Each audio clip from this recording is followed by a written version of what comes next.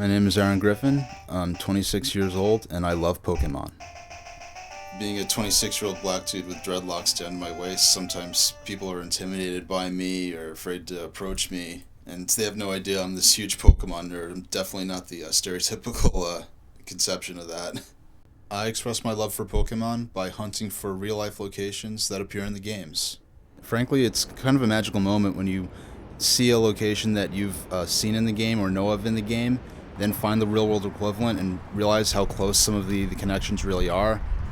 Sometimes when you find these locations that appear in the game, they're exactly like the real location, and other times you get to the actual location and you find that the creators have done a lot of creative embellishments to make it a lot more fanciful, and sometimes, I mean, it could be a bit of a mixed sensation when you realize that and you actually find the real place and it's a little less fantastic than in the game.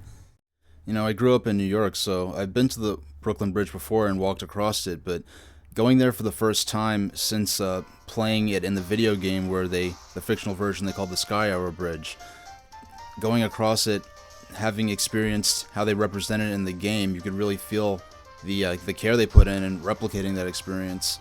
There's an area in the games that's based upon a photograph that the director of the games took himself, so I went on a mission to find this exact location from his photograph and stand there myself and retake the picture.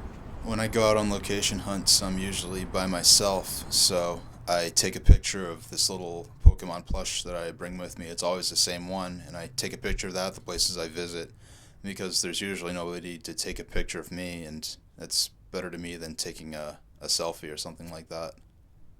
I was diagnosed with Asperger's when I was 6 years old.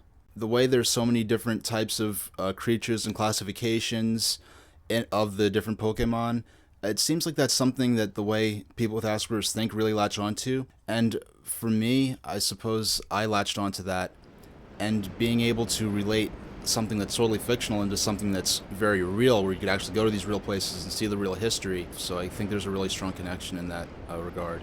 You know, you can't really go to Narnia, you can't go to, Middle Earth, but this is a place that's in the games represented just as it is in real life, and you can actually go there yourself, and it's just really wonderful.